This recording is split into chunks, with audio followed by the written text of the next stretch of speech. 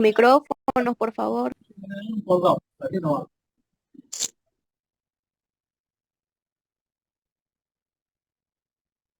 ¿Ya? Sobre que apenas hay 40 minutos de Zoom. Bueno, entonces, como les decía, la parte superior, que es nariz, faringe, laringe, hasta la epiglotis, laringe no, tiene microbiota normal. Por eso es que nosotros tenemos que diferenciar cuando hacemos un hisopado faríngeo, por ejemplo, un hisopado nasal. Tenemos que conocer qué microorganismos normalmente podemos encontrar acá y no informar al médico. Y también debemos conocer qué microorganismos producen faringitis, qué microorganismos producen epiglotitis, qué microorganismos son patógenos de la nariz, para que eso sí informemos al médico, y esos son los que debemos buscar. En cambio, de la laringe para abajo debe ser totalmente estéril, porque no tiene ninguna comunicación con el exterior. Entonces, si, si de un lavado bronquial, por ejemplo, una muestra que es un lavado bronquial, o de una punción pleural, nos crece alguna bacteria, eso no es normal, porque debería ser totalmente estéril. Ahora, en el esputo, que es la muestra que nosotros utilizamos para saber si hay infección acá, porque no realizamos métodos invasivos como punciones, para saber si hay una infección acá en los pulmones, entonces lo que nosotros analizamos es el esputo que sale desde aquí, atraviesa esto y sale por la boca. Y en la boca tenemos microbiota normal. Entonces tenemos que saber qué microbiota tenemos en la boca para no confundir al médico e informar microorganismos de la microbiota bucal en vez de microorganismos que producen infecciones en los pulmones. ¿Me he dejado entender? Sí, doctora. Ya. Entonces, esta clase vamos a ver infecciones que se producen a nivel de la nariz, de la faringe, de la laringe y de la epiglotis. Las más importantes son las infecciones a nivel de la faringe, ¿no? A nivel de la faringe, que está detrás acá de la boca. Esta es la faringe. Lo que más ustedes van a encontrar, van a procesar en el laboratorio cuando ustedes trabajen, es hisopado faríngeo.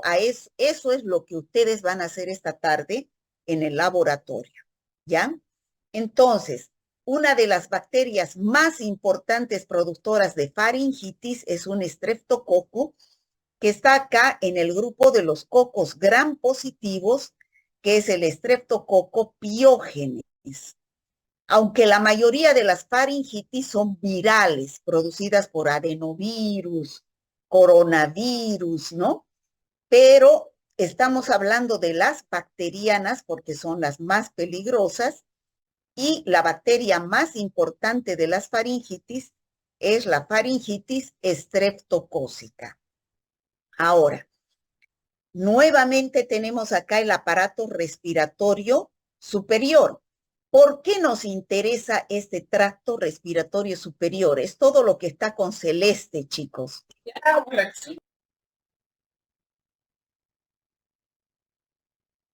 Es todo lo que está acá con celeste, porque esta infección puede diseminarse. Cualquier bacteria que se encuentra acá puede diseminarse al tracto respiratorio inferior, que es estéril, o si no también a los senos paranasales que se encuentran al lado de la nariz, o senos frontales que son estériles y producir infecciones como la sinusitis, a las trompas de Eustaquio que se encuentran en los oídos y producir otitis, ¿no? O al tracto respiratorio, como les decía, inferior, y producir neumonías o bronquitis, ¿ya?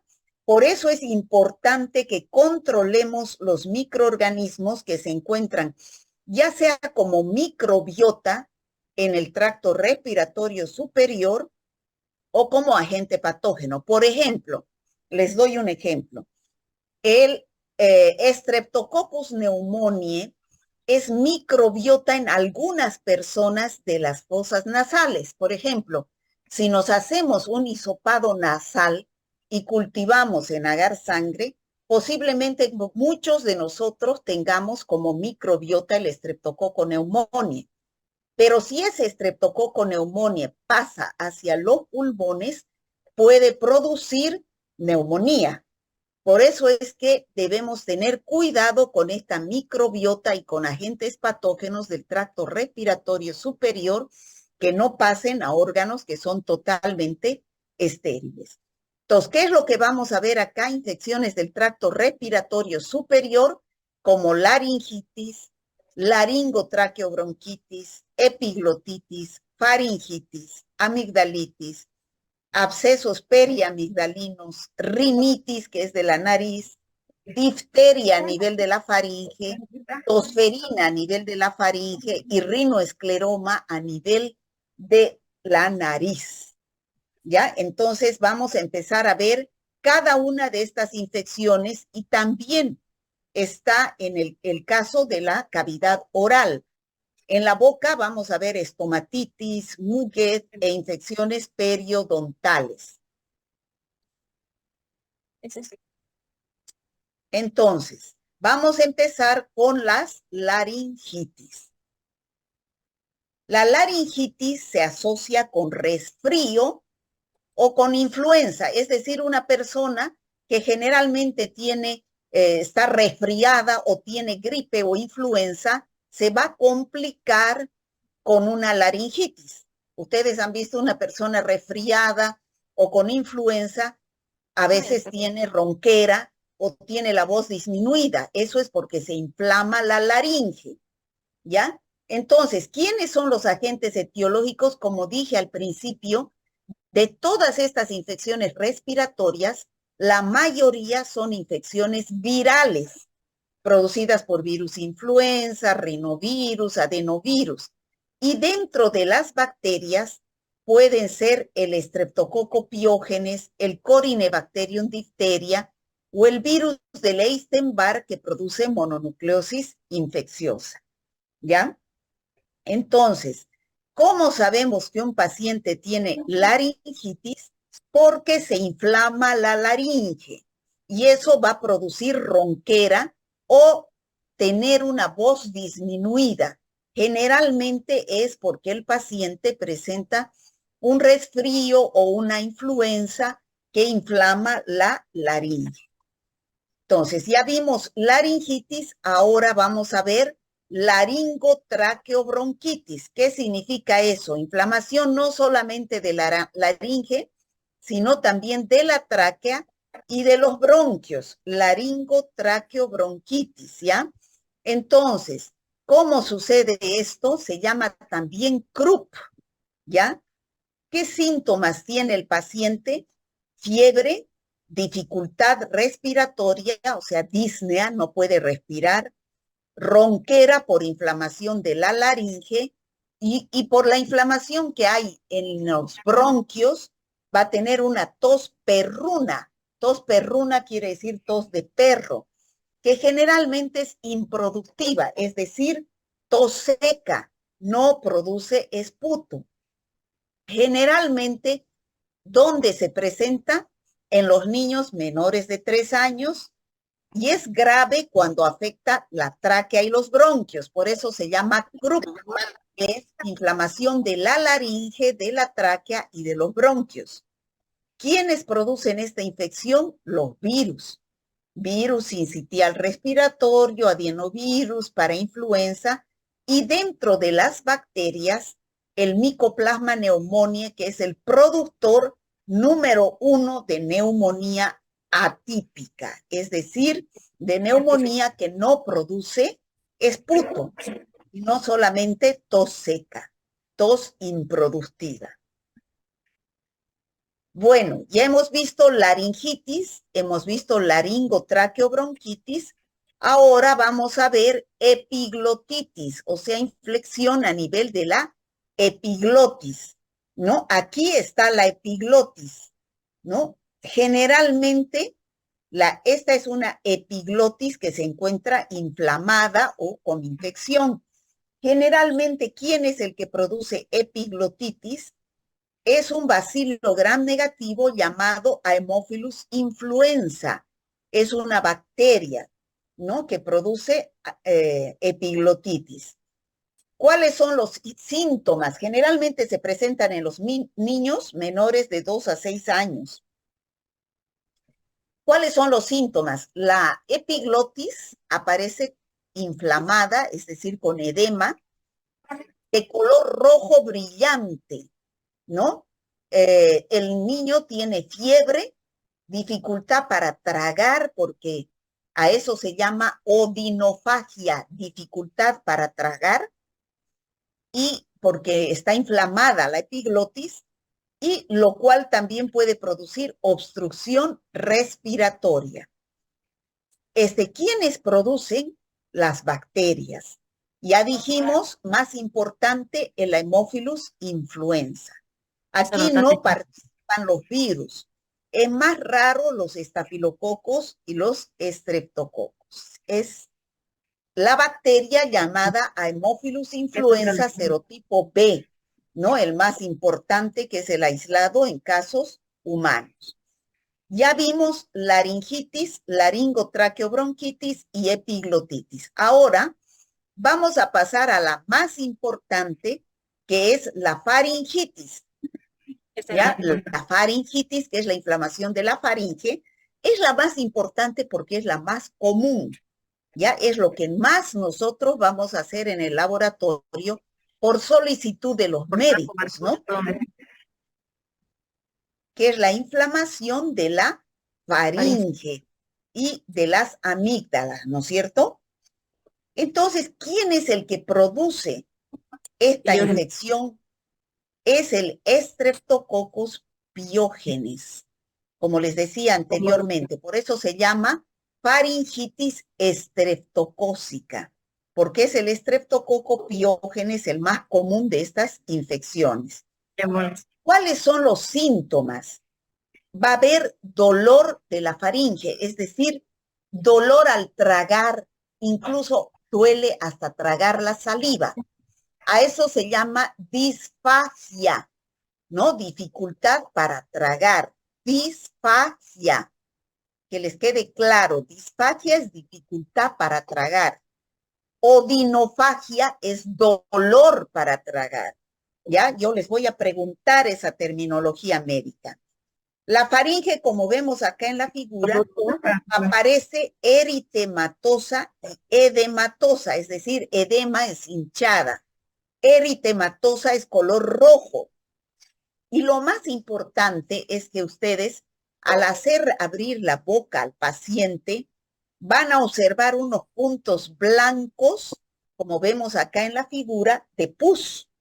Entonces, cuando ustedes vean esos puntos blancos de pus y una faringe, como vemos acá en la figura, eritematosa, edematosa, y el paciente diga que tiene odinofagia y disfagia, y el médico al palpar los ganglios cervicales que están aquí a los lados del cuello, sienta que están inflamados, a eso se llama adenopatías, inflamación de los ganglios, entonces va a sospechar de una faringitis estreptocócica. La mayoría de las faringitis son virales, chicos, producidas por virus. Cuando tengan estos signos y síntomas, van a la farmacia y les dan un antibiótico. Y generalmente las faringitis son virales. ¿Qué debería hacer la farmacéutica para recetar antibiótico? Que no debería, no es su función recetar a la farmacéutica, peor antibióticos. En otros países ni por si acaso se hace eso. El único que puede recetar antibióticos es un médico. Y en las farmacias solamente se vende con receta los antibióticos, pero acá cualquiera va a una farmacia y le venden antibiótico. ¿no? Y entonces la farmacéutica debería por lo menos hacerle abrir la boca al paciente y ver que tenga estos puntos blancos de pus. Esa es la diferencia entre una faringitis bacteriana y una viral. Los puntos blancos de pus. ¿Quiénes producen? Como ya dijimos, la bacteria más importante es el estreptococo grupo A, llamado también estreptococo piógenes, que invade y produce sus toxinas. También puede producir el Corynebacterium diphtheria, pero eso es mucho más raro, que produce la difteria, que ustedes han debido ver en Bacteriología 2.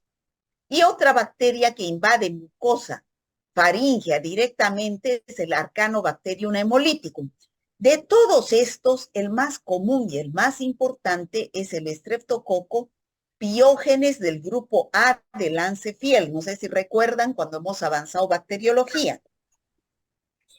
Vuelvo a repetir aquí, el estreptococo piógenes es el más frecuente, que es sensible en un 100% a la penicilina. También puede encontrarse produciendo estas infecciones los estreptococos del grupo C y del grupo G de la clasificación de Lancefiel, o también hay una amigdalitis producida por anaerobios como el Fusobacterium necrophorum, que pueden producir la angina de Vincent. Pero si yo les pregunto, ¿cuál es la bacteria más importante que produce faringitis? Ustedes me deben decir el estreptococo piógenes, ¿ya? Bueno, aquí tenemos al estreptococo piógenes, que ustedes ya lo conocen, han visto en Bacteriología 1, que se presenta en parejas o cadenas cortas, es un coco gram positivo, tiene una proteína M y una cápsula de ácido hialurónico, eso es lo que más caracteriza su cápsula de ácido hialurónico. Crece en placas de agar sangre y lo que caracteriza es que tiene colonias beta hemolíticas. Eso es lo que ustedes tienen que ver esta tarde. Nosotros hemos pedido, bueno, yo he pedido que ustedes vean al estreptococo piógenes en el laboratorio, que es el más importante productor de faringitis. Entonces, tienen que ver como en este cultivo. Así, así. Tiene colonias beta hemolíticas. Silencio, por favor. Entonces, aquí tiene beta hemólisis. Destruye los glóbulos rojos del agar sangre y se observa una hemólisis clara, ¿no? Aparecen colonias blancas o grises pequeñitas, pero rodeadas de hemólisis, ¿no? Debido a que destruyen por sus, por lo que tienen esas toxinas, que son la streptolicina, las DNasas y hialuronidasas, que son enzimas estreptoquinasas, los glóbulos rojos del agar sangre. ¿Qué es lo que produce? Ya bien, vemos acá la faringitis estreptocócica, que es muy común en niños de 5 a 15 años. Se transmite de persona a persona a través de la saliva o de las gotitas de fluye o las secreciones respiratorias. Por eso es que es más importante cuando hay hacinamiento. Por ejemplo, cuando un niño aparece en el colegio con faringitis estreptocócica, puede que aparezcan otros niños más por el hacinamiento en el que están. Es más común en los meses fríos, es decir, cuando hay resfríos, cuando hay influenza, ¿no? Y las personas también pueden ser portadoras asintomáticas, significa que pueden ser portadoras sin tener estos puntos blancos de pus, ¿no? Entonces, tenemos es la faringitis típica, donde el paciente va a tener fiebre, escalofríos, disfagias, odinofagias, pueden tener náuseas, vómitos, dolor abdominal, ¿ya? ¿Qué es lo grave de la faringitis estreptocócica? Ya hemos dicho que el médico, cuando ve esos puntos blancos de pus, debe pensar en faringitis estreptocócica y pedir un cultivo, ¿no? Un cultivo de una secreción faríngea, así se llama, cultivo de secreción faríngea al laboratorio. Entonces, si el médico si el laboratorio le informa que es un Streptococcus pyogenes, ya les dije que es 100% sensible a la penicilina. No existe bacteria hasta el momento de Streptococcus pyogenes que sea resistente a la penicilina. Por eso es que se debe pedir entonces el cultivo y hacer inmediatamente el tratamiento con penicilina, porque a la larga en los niños se puede ir a depositar, forman inmunocomplejos insolubles y se depositan en los riñones y producen glomerulonefritis aguda post-estreptocócica, es después del problema renal. Entonces, ¿qué va a sentir el paciente? Hematuria, orina con sangre, proteinuria, oliguria, hipertensión y malestar general. Entonces, ese es un problema más grave que surge como una complicación de la faringitis estreptocócica. Lo mismo puede suceder además de la glomerulonefritis aguda en los pulmones, en los riñones, puede suceder a nivel del corazón que se formen estos inmunocomplejos y el paciente se produzca una endocarditis, es decir, de la membrana interna del corazón, una inflamación e infección o una fiebre reumática. ¿Ya? Esas son las complicaciones producidas por una faringitis mal curada, faringitis estreptocócica, que a la larga puede producir glomerulonefritis, fiebre reumática o endocarditis. El tratamiento es simple, con penicilina benzatínica, una ampolla cada mes durante 6 meses. Bueno, ya vimos laringitis, laringotraqueobronquitis, epiglotitis, faringitis. Ahora vamos a ver los abscesos periamigdalinos. ¿Qué son los abscesos periamigdalinos? Aparece una acumulación de pus alrededor de las amígdalas, ¿no? Esos abscesos de pus es una complicación de una amigdalitis, aparece en niños mayores de 8, 10, 12 años y los adultos jóvenes. Se debe hacer tratamiento porque se puede diseminar a los tejidos que están cerca y erosionar la carótida y producir hemorragia. ¿Quiénes producen estas infecciones que son los abscesos periamigdalinos?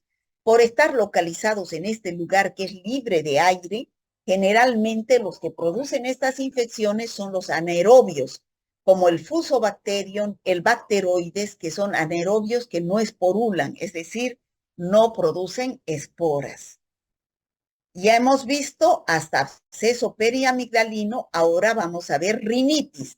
¿Qué es la rinitis? Infección a nivel de la nariz, ¿no? Entonces, generalmente se presenta como una inflamación de la mucosa nasal y se presenta en el resfrío común. ¿Qué es lo que siente el paciente? ¿Cuáles son los síntomas y signos? Fiebre, aumento de las secreciones nasales, o sea, tiene rinorrea, se llama. Rinorrea, aumento de las secreciones nasales, un edema inflamatorio de la mucosa nasal y el paciente puede tener estornudos. ¿Quiénes producen generalmente los virus? Rinovirus, coronavirus, no están implicadas las bacterias en la rinitis. Virus influenza, parainfluenza, virus sincitial respiratorio. Ustedes saben que el influenza es la gripe, ¿no es cierto? Está producido por el virus influenza de la familia ortomixovirus, que se produce rinitis, y los serotipos más importantes son el A, el B y el C, ¿no? El serotipo A es el más importante del virus influenza, ¿no? Bueno, aquí tenemos otras infecciones como la difteria. La difteria, han avanzado ustedes en bacteriología 2, es producida por una bacteria llamada Corynebacterium diphtheria, es una enfermedad grave, es un bacilo gram positivo, que produce primero faringitis, o sea, infección a nivel de la faringe, y lo grave es que produce una exotoxina importantísima, Esa exotoxina hace que se produzca una necrosis de la mucosa faríngea y esa mucosa necrosada produce una pseudomembrana, lo cual va a dar complicaciones en el sistema nervioso central. Entonces, la faringe es una enfermedad, la difteria es una enfermedad gravísima que debe ser de declaración obligatoria al CEDES porque tiene una mortalidad del 50%, ¿ya? Luego tenemos la coqueluche. La coqueluche o pertussis. La coqueluche es producida por la Bordetella pertussis o tosferina, también se llama. Coqueluche o tosferina. Es un bacilo gram negativo llamado Bordetella pertussis que da a los niños y que se caracteriza porque da una tos seca, sin expectoración, rinorrea, es decir, sale líquido por la nariz y estornudos.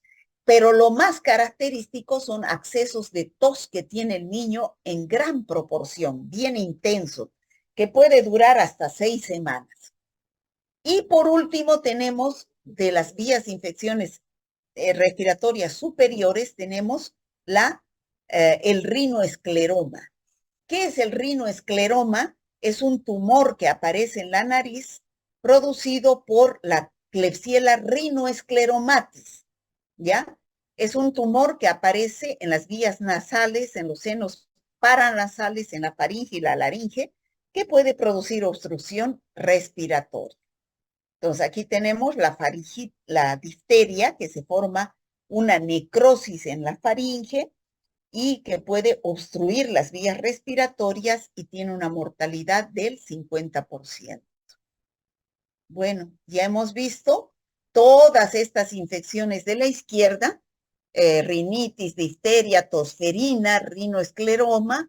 Ahora vamos a ver las infecciones de la cavidad oral, o sea, de la boca, que son la estomatitis, el muget sobre todo, y las infecciones periodontales.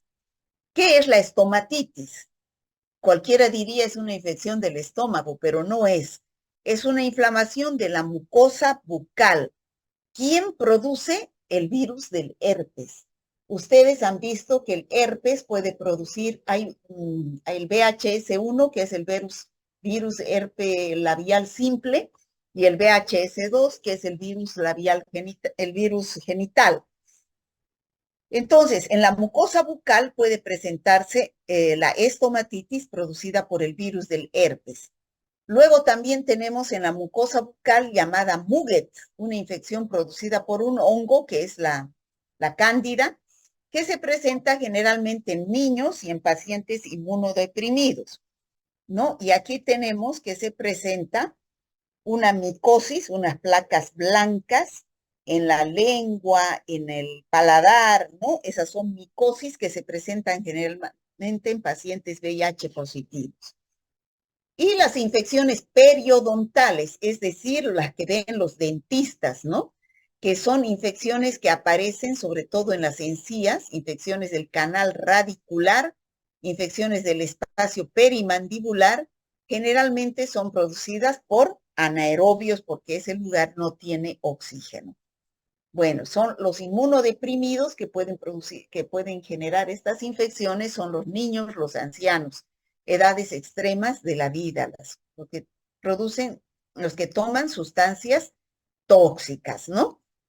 ¿De qué depende que se produzcan todas estas infecciones, chicos?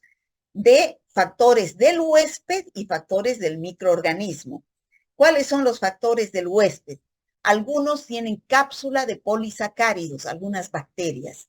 Entonces, como el Streptococcus pneumoniae, por ejemplo, tiene cápsula, el Streptococcus pyogenes tiene cápsula, el Haemophilus influenza tiene cápsula. Entonces, al tener cápsula, evade la respuesta inmunitaria del huésped, ¿no? Y algunos patógenos se multiplican dentro de las células del huésped. Por ejemplo, en vez de que el macrófago venga a destruir a la bacteria, esta bacteria tiene la capacidad de proliferar dentro del macrófago. Por ejemplo, los intracelulares, los virus, la clamidia, una bacteria que es intracelular es el, eh, el Mycobacterium tuberculosis. Bueno, en el cuello también pueden haber infecciones producidas por anaerobios, peptococos, el fusobacterium, ¿no? Lo grave es que pueden diseminarse a los vasos del cuello, del mediastino, para producir infecciones más graves, como la mediastinitis, la pericarditis purulenta y el empiema pleural.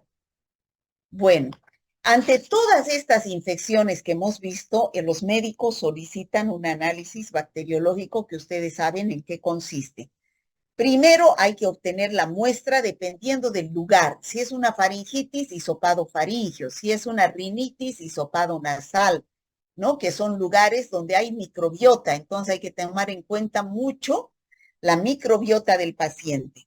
Una vez que llega la muestra, se hace un examen directo, un cultivo, se hace una tinción de Gram y se hace un antibiograma. En el caso de los hisopados faringios, el hisopo se hace con un hisopo que debe ser húmedo, se baja la lengua con un bajalenguas y se cultiva, ¿no? En el caso de los hisopados nasofaringios, para la recuperación del virus sincitial respiratorio, para influenza, bordetela, neisseria y otros virus que causan rinitis, ¿no? Ahí tenemos a la bordetela pertussis, que debe sembrarse directamente en medios de cultivo, como el bordet yenyu, ¿no es cierto? Aquí tenemos el examen directo. En la tinción de Gram tiene poca ayuda al médico. Una vez que se toma la muestra, se va a ver levaduras como el muguet. Esas levaduras que se observan en pacientes inmunodeprimidos de cándida se llama muguet. Se van a ver células fusiformes y espiroquetas que están produciendo la angina de Vincent. O se pueden también ver hongos, ¿no? Con el hidróxido de potasio al 10%. Lo más importante es sospechar de Streptococcus pyogenes, ya sea por cultivo o por inmunofluorescencia directa. Y vuelvo a repetir, se siembra en agar sangre, es beta hemolítico y es bacitracina sensible. Entonces, ¿qué es lo que tienen que hacer ustedes para identificar a Streptococcus beta? ¿Qué es lo que tienen que hacer esta tarde? Primero, ver si es un estreptococo al hacer un coco al hacer la tinción de Gram. Si es un coco, entonces ustedes tienen que hacer la prueba de la catalasa para ver si es estáfilo o si es estrepto. Si es un estrepto, les va a dar catalasa negativa. Y si es beta hemolítico, hay que sospechar en un estreptococo piógenes. Y hay que hacer la prueba de la bacitracina. Se siembra masivamente la colonia en la mitad del cultivo y se coloca el disco de bacitracina. Entonces, el disco va a dar positivo, o sea, va a dar sensibilidad, ¿no? Al sacar la muestra, se debe evitar la contaminación con la flora oral. Ustedes saben que la boca tiene gran cantidad de microorganismos. Entonces, al sacar la muestra, es mejor evitar tocar el hisopo con la boca. Entonces, ustedes para sacarse muestra esta tarde, seguramente se van a sacar de la boca para que sepan cuál es su flora normal. Pero si sacaran de la faringe, no hay microbiota faríngea, ¿no? Se contamina con la microbiota oral. Se cultiva también para medios anaerobios, para buscar estos abscesos periamigdalinos, y en medios de transporte para anaerobios, ¿no? ¿Cuál es el tratamiento de estas infecciones? Si es estreptococo piógenes, hay que dar antibióticos como la penicilina, la amoxicilina, cefalosporina o clindamicina, porque son las bacterias más frecuentes, los cocos gram positivos. Tratamiento de los síntomas, si es el virus influenza, con antivirales como la mantadina y la rimantadina, y si es el virus del herpes, entonces un inhibidor de la replicación, que es el aciclovir. Bueno, eso sería todo, chicos, en el caso de infecciones del sistema respiratorio superior. Hasta que nos alcance ahorita Hasta que nos alcance el tiempo, les voy a pasar un video.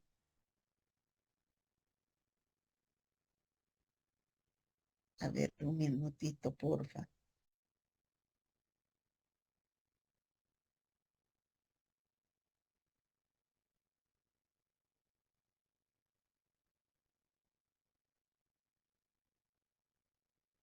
Doctorita, buenas tardes. Una consulta. Vamos a seguir pasando clases